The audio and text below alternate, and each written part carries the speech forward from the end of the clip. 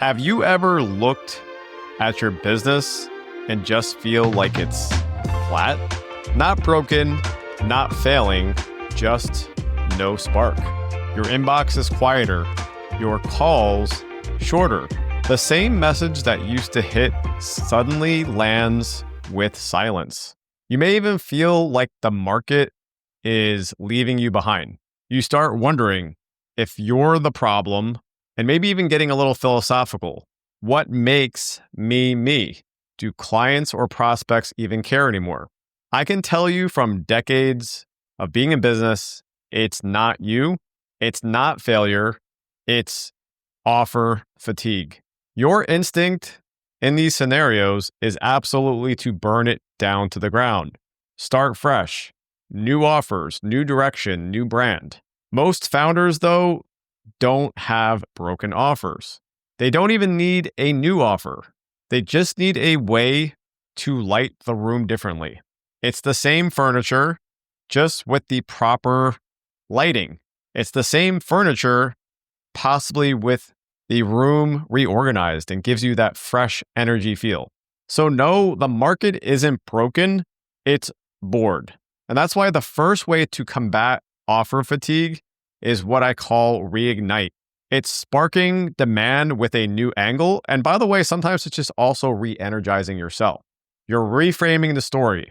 It's the same offer with a different hook. Maybe there's a fresh proof dropped. We talked about that in testimonials for days.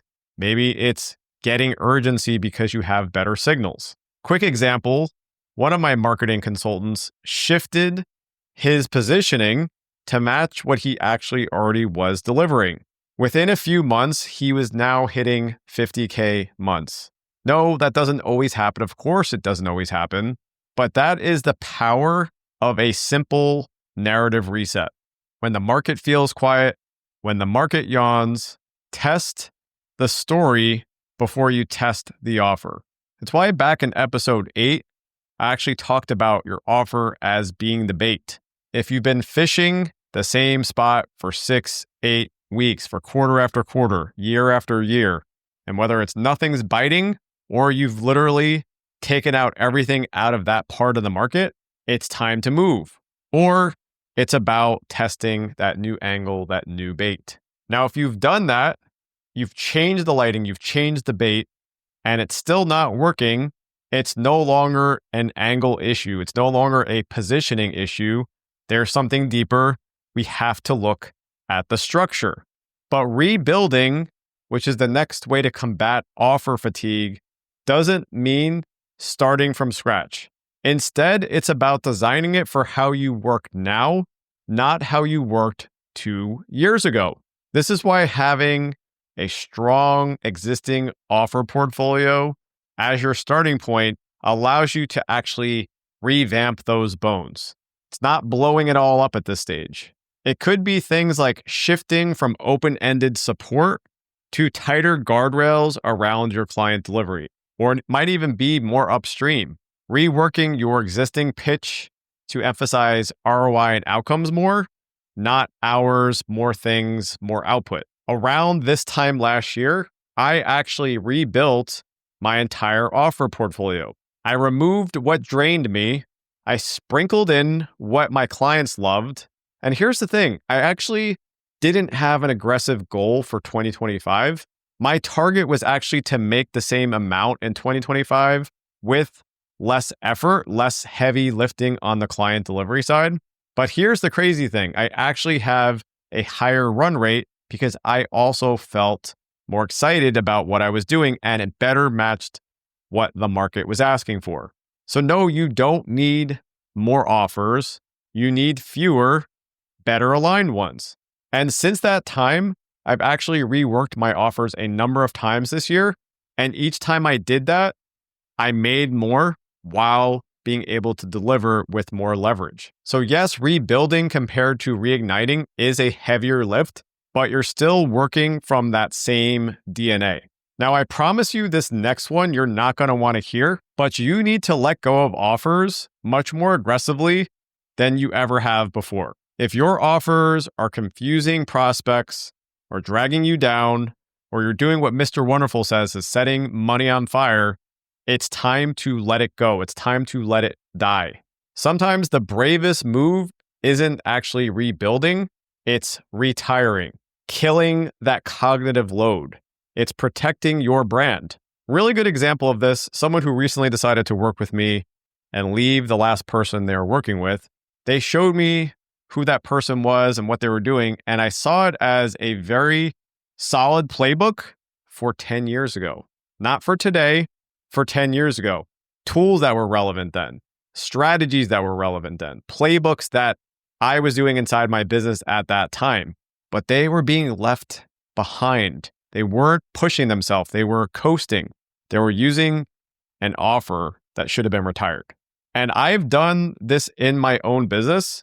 I've had parts of my business that were doing exceptionally well.